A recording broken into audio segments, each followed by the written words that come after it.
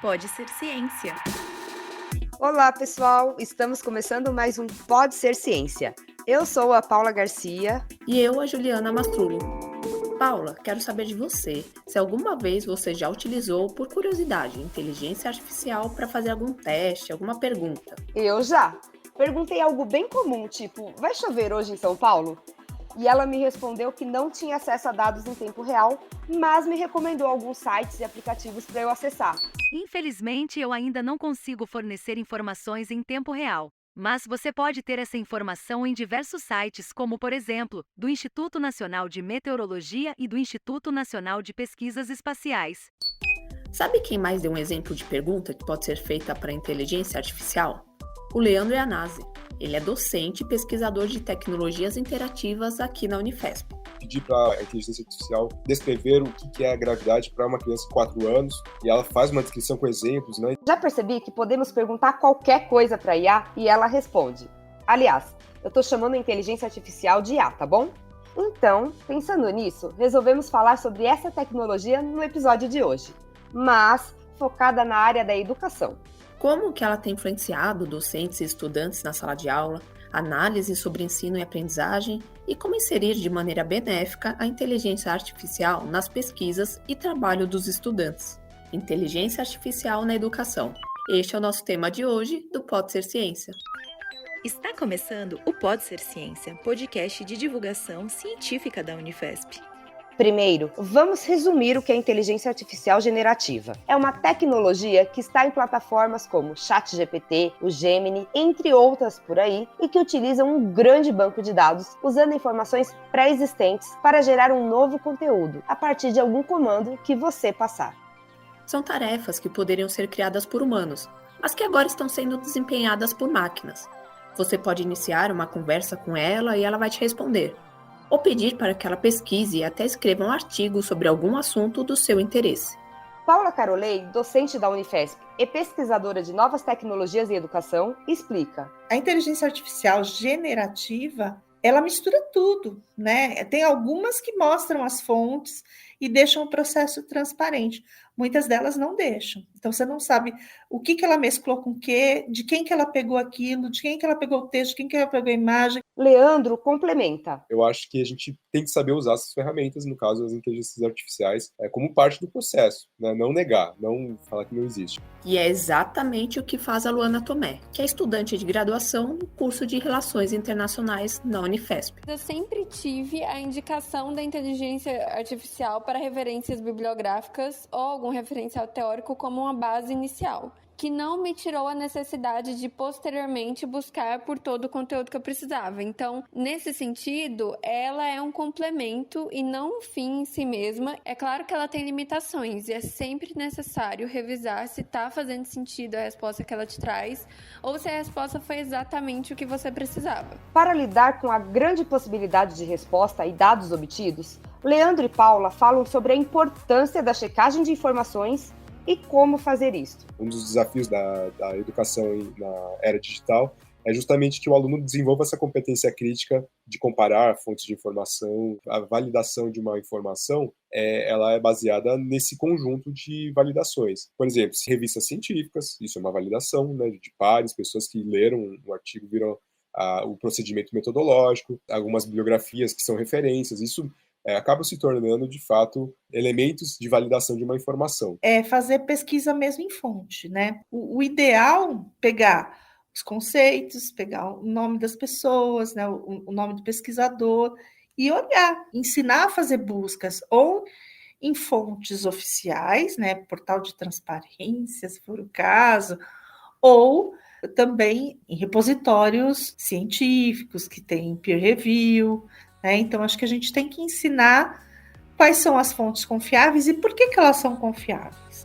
Dessa forma, eles refletem sobre o processo da aprendizagem e o uso do senso crítico por parte de quem usa a IA como fonte para alguma pesquisa. Se tiver uma boa mediação, não pegar a resposta pronta de cara, você pode ajudar a perceber a complexidade dos assuntos, a fazer novas perguntas, a ver vários pontos de vista, a contextualizar e a construir junto. Mas isso é um processo. Não é uma coisa, a inteligência vai facilitar. Se você partir desse princípio, já está errado. Porque aprender dá trabalho, gente. E aí está um ponto de preocupação quanto ao ensino e aprendizagem. Copiar e colar uma resposta obtida por estas plataformas. O famoso Ctrl+C, Ctrl+V, que pode ser considerado como plágio. Temos uma lei de 1998 que regulamenta isso, ou seja, bem antes dessa explosão de informações e avanço da tecnologia que temos hoje. O plágio, você está pegando a autoria de alguém como se fosse sua. Esses produtos de inteligência artificial é uma bricolagem até de pior qualidade que o plágio. É uma coisa bem genérica. A inteligência artificial faz um texto super genérico. É uma colagem de uma série de coisas e que a pessoa não fez. Simplesmente copiar e colar sem nenhum tipo de critério de uma sistematização, uma revisão ou uma criticidade. É só jogar um prompt, uma pergunta, pegar a resposta e colar como resposta de um exercício, de um trabalho. Isso, para mim, é um risco muito grande, porque o aluno não está desenvolvendo um senso crítico, não está, de fato, aprimorando, né, se apropriando de um conteúdo e não está vivenciando um desenvolvimento de uma competência que pode ser muito interessante. Leandro complementa e sugere alternativas para os professores adequarem suas aulas, para que os estudantes fujam da tentação de copiar um conteúdo. A minha forma de pensar é, será que então a pergunta foi feita de forma correta, dentro de uma prova, um trabalho? Deveria ter sido feito dessa forma? Será que a gente não precisa ser um pouco mais, pensar de uma forma mais aplicada? Né? Então, pensar em trabalhos que coloquem conceitos dentro de um contexto específico de aplicação? Isso as inteligências artificiais não são competentes para fazer. Paula cita um exemplo prático de como fazer essa adequação. Os professores, eles têm que dar desafios mais complexos para os alunos, para que ele consiga fazer esse diálogo e essa construção autoral. Isso dá trabalho, mas é isso que desenvolve a educação e desenvolve o aluno. Né? Então, por exemplo, uma vez eu fiz... os alunos tinham que montar uns planos lá de aula e tal. O que eu fiz? Eu peguei, já de cara, eu montei exemplos com inteligência artificial e fiz eles questionarem, melhorar. Então, se eu pedisse, olha, monte os planos, eles iam usar a inteligência artificial. Então, o que eu fiz? Eu antecipei o que eles iam fazer, né? E aí a gente viu, assim, mas quais são os pontos interessantes que a inteligência artificial fez? Então, eu fiz eles analisarem o trabalho da inteligência artificial.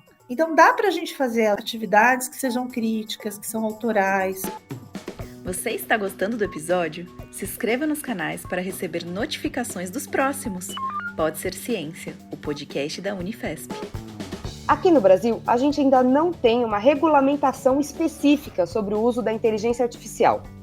Já foram realizadas algumas audiências públicas sobre este tema e atualmente existem propostas de projetos de lei para regulamentar a IA no país. Mas nenhuma delas ainda foi aprovada pela Comissão Temporária Interna sobre Inteligência Artificial no Brasil. Eu acho que a gente precisa urgente de regulamentação de plataforma em si. Primeiro porque, assim, os dados que eles coletam da gente são absurdos. Mas eu acho que mais do que a questão dos dados, da lei de proteção de dados, tal, os algoritmos, eles criam bolhas. Então, parece que você está escolhendo, mas, na verdade, ele está te selecionando para determinadas coisas. Então, o que as pessoas estão fazendo? Olha só, elas estão criando bancos de dados específicos para determinadas inteligências artificiais responderem a partir daqueles bancos de dados específicos. Ou seja, está criando bolha.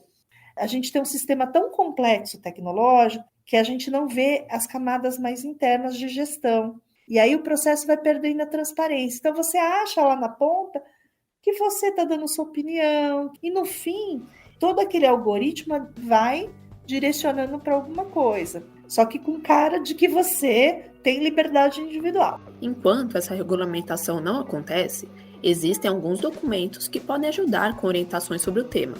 É o caso de publicações da Organização das Nações Unidas para a Educação, a Unesco, e da Academia Brasileira de Ciências. A Luana contou pra gente sua experiência de estudante com o uso desta tecnologia. Eu sempre confiro os dados obtidos, tendo controle sobre a atividade que eu preciso fazer. O que eu quero dizer com isso é que eu uso a inteligência artificial como uma ferramenta. Então, apesar dela me ajudar, eu sei o que é necessário e o que faz sentido ou não. O Leandro também deu um exemplo do uso da tecnologia pelos estudantes em uma de suas classes. Uma das turmas teve o desafio de conhecer um pouco mais do público-alvo usando as redes sociais, que é o que a gente chama de netnografia, que é entrar nas comunidades, né, verificar quais são os tipos de posts, de imagens que são geradas, que são compartilhadas, para conhecer o público-alvo para quem eles vão fazer um produto educacional. Eles colocaram no relatório, né, do desenvolvimento do projeto que usaram inteligência artificial para analisar os posts, para analisar as mensagens que são trocadas nas comunidades do público-alvo que eles estavam direcionando o produto deles, e com isso conseguiram fazer categorias, entender melhor esse público-alvo, pegar a partir das mensagens, né? Que tipo de assunto que é mais recorrente, qual é o comportamento deles nas redes sociais, conseguiram extrair esse tipo de percepção, assim, são, né, centenas e centenas de posts e tudo mais, mas com um trabalho muito mais conciso ali. Então, por mais assim, que tem que ter o cuidado de não ficar terceirizando todo o trabalho, mas parte do trabalho foi otimizado por conta dessa parceria aí, vamos dizer, né, de análise de uma forma crítica, né? Ele também explica como pode ampliar ainda mais a possibilidade do uso dessa tecnologia, desta vez com a aplicação no processo inclusivo. A gente tem trabalhado muito o conceito de DUA, que é o Desenho Universal para Aprendizagem. Quando a gente fala de universal, a gente pensa em, né, o mesmo conteúdo, né, o mesmo contexto poder ser aproveitado por todas as pessoas, né, por todos os alunos, por exemplo. Num processo de inclusão mesmo, né, inclusão de pessoas com deficiência, pessoas com transtorno, com algum déficit de atenção, transtorno de aprendizagem, né, e não só isso, com estilos de aprendizagem diferentes, né. Então, se eu dou uma aula muito expositiva, eu falando, mas eu tenho um grupo de alunos que é muito mais visual, será que não daria para usar a inteligência artificial para pegar a minha fala e transformar em um fluxograma? E sim, existem plataformas que fazem isso, né? Plataformas hoje que não exatamente pega uma fala, mas eu tenho que transformar minha fala em texto e pedir, né, depois para a plataforma transformar em slides, por exemplo. Mas esse uso ainda precisa ser melhorado.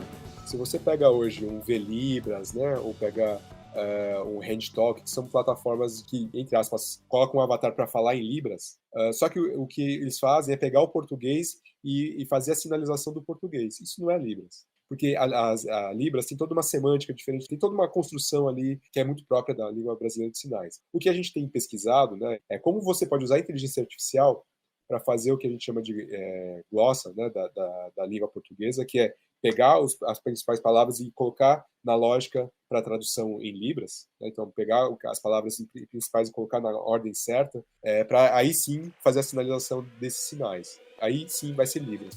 Paulo explica que, se não for utilizada de forma correta, essa tecnologia pode criar perfis excludentes, ao utilizar padrões de pesquisa pré-determinados. Existe uma diferença quando a gente monta estruturas de aprendizagem entre itinerário, trilha e jornada. Itinerário é aquilo já meio pré-determinado. Trilha é quando a gente oferece algumas escolhas, mas as escolhas são pré-determinadas. E jornada é aquilo que a pessoa recupera do processo de como aprendeu. É você deixar os processos visíveis e transparentes para as pessoas perceberem seu próprio aprendizado e se responsabilizar por ele. E não que alguém já antecipe e diga como tem que ser. Eu já trabalhei muito com deficientes visuais. E eram deficientes visuais que tiravam fotografia. E eu percebi que a estratégia deles de construir a imagem na cabeça era completamente diferente. Então, a forma deles capturarem a fotografia era diferente. Então, se eu chegar e falar, todo deficiente visual faz assim, e eu criar uma trilha de ensino daquele jeito, eu vou estar excluindo os outros, né? Então, o que eu tenho que oferecer? Eu tenho que oferecer possibilidades. Diante deste panorama atual de tantos avanços, fica difícil prever o que irá acontecer no futuro. Leandro brinca e imagina um cenário que até pode parecer um filme. Por exemplo, Neuralink, né, que o Elon Musk colocou aí, a gente tem os chips implantados no cérebro, enfim. Aí o bicho vai para vários mundos aí. Será que a gente vai precisar ter universidade? Não é só comprar o chip da medicina e você já dá o download ali? É difícil prever, né? Mas eu acho que o que não vai se perder é esse senso criativo e crítico que a gente tem que incentivar que o nosso aluno desenvolva. Mesmo assim, perguntamos para os nossos convidados: Como você imagina a educação daqui a 10 anos? Vai acontecer muita evolução tecnológica, mas eu acho que uma coisa que não muda é que o professor sempre vai ser importante, a universidade, a estrutura da universidade, os técnicos, todos são essenciais para o funcionamento, e a educação sempre é pessoas para pessoas. Então, o que eu imagino, né, é que a gente esteja cada vez mais desenvolvendo metodologias, pedagogias, em que promova o senso crítico dos alunos, que eles tenham capacidade crítica cada vez maior. Eu acho que eu quero uma educação que as pessoas sejam mais humanas, que as pessoas conversem mais, que as pessoas sejam mais felizes, que as pessoas preservem o mundo. Então a gente tem que fazer que a inteligência artificial seja usada de apoio a nossa autoria, nem nos substituindo, ou eu acho que facilitando coisas burocráticas, a gente pode fazer isso, mas a nos mostrar, ajudar a pensar, a estruturar. Elas podem filtrar a informação e nos dar mais informação para que a gente decida. Porque educação não é nem produto, nem serviço. Educação é demanda social. Você tem que educar as pessoas para uma sociedade melhor. Pode Ser Ciência, o podcast de divulgação científica da Unifesp. Inteligência artificial na educação. Este foi o tema de hoje do Pode Ser Ciência. E aqui vai um spoiler sobre o nosso próximo episódio, Cursinhos Populares. Não vai perder, né? Até mais! Gostou do episódio? Você pode escutar novamente e compartilhar com as pessoas. Busque Pode Ser Ciência nas plataformas de áudio e no YouTube, youtube.com/unifespoficial. O Pode Ser Ciência é uma realização do Departamento de Comunicação Institucional da Universidade Federal de São Paulo. Apresentação: Juliana Mastrulo e Paula Garcia. Produção: Juliana Mastrulo, Paula Garcia e Rosângela Martins. Roteiro: Juliana Mastrulo. Edição: Jean Silva. Assistente de produção: Letícia Gualberto. Identidade visual: Paula Garcia e Alexandre Souza. Direção de gravação e de locução: Reinaldo Gimenez. Direção-geral: Juliana Mastrulo e Loiane Villefort. Direção do DCI: José Luiz Guerra.